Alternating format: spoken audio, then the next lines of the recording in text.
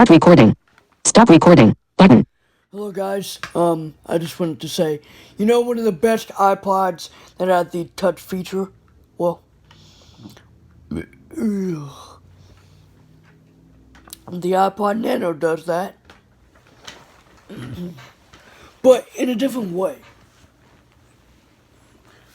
I'd say it's the first iPod Touch without an app store. Well, one of the first.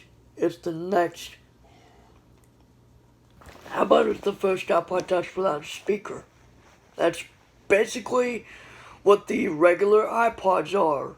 They're just little devices without a speaker. Yeah.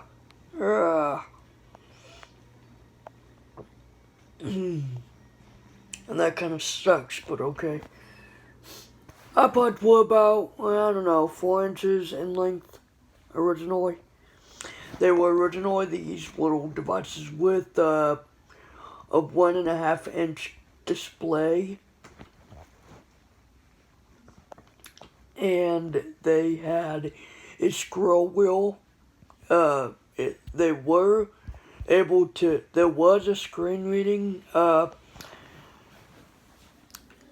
apparatus or device that would read the content to you that was on the screen, but that was before voiceover. That was before voiceover even existed. I believe the 7th generation iPod Nano was the closest to an iPod Touch we could get. So it wasn't called the iPod Touch, it was called the iPod Nano because the iPod Touch already took that stage. The iPod Nano has a touch screen and a weird home button. It has to be connected to a speaker in order to work as a iOS device. Not an iOS device, excuse me, as as a device with a speaker. It has to work like that. So anyways, I don't have one personally, but I would hope to get one.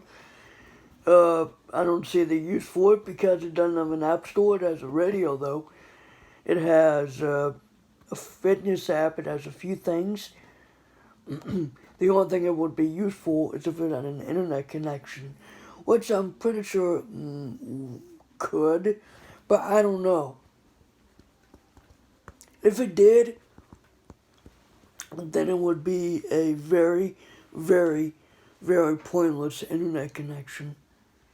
It has to have radio, so maybe it's internet radio, I don't know. But, maybe phones that are not smartphones, like the Blind Shell mobile phone, they could get internet if the people could try. But, it don't really matter. And besides, I got a couple speakers over there that could plug into a iPod Touch Nano. The iPod Nano with a touchscreen. Duh. I heard that the iPod Nano is lightweight and small and all around stupid. Ugh.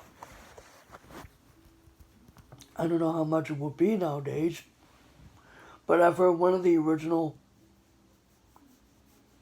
iPod Shuffle has a computer generated voice for voiceover.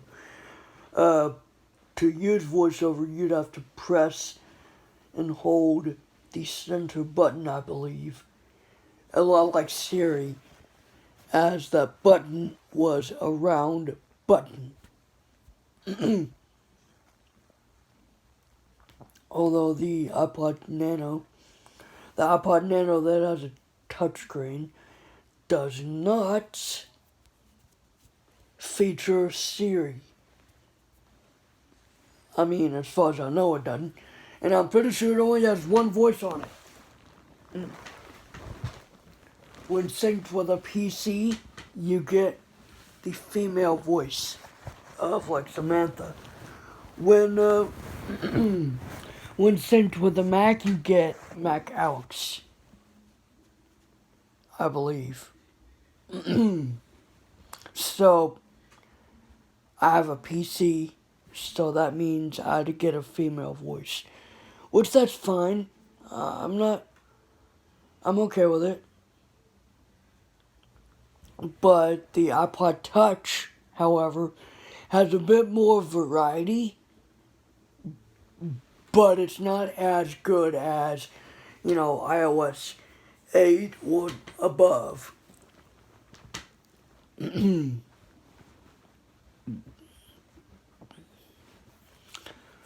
iPhone is like one of the best the best smartphones you could ever think of. The iPhone 30s was the first iPhone to ever feature voiceover, the first smartphone to feature video recording, and the first smartphone to ever feature anything that could help the visually impaired and blind people. So yeah.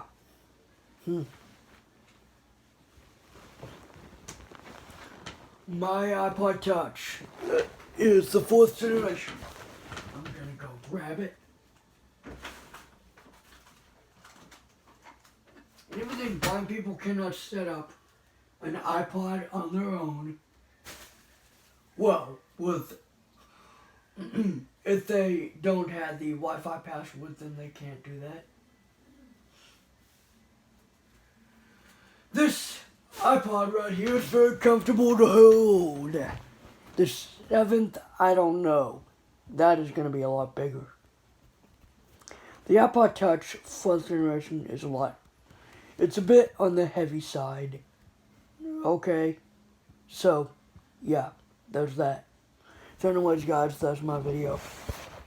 I'm going to put this up and then stop recording, because I don't want to do anything besides that. And besides, my Android tablet has got a bit of a plastic feel to it. It feels so cheap. I mean, it's so cheap, in fact, that all it came with was a charger. Yeah. So anyways, guys, I talked about a few things, touched on a few things about a couple different devices. So I'm sorry if I went off topic a lot. So I'm going to stop recording the video by hitting this stop recording video button. So I'm going to stop.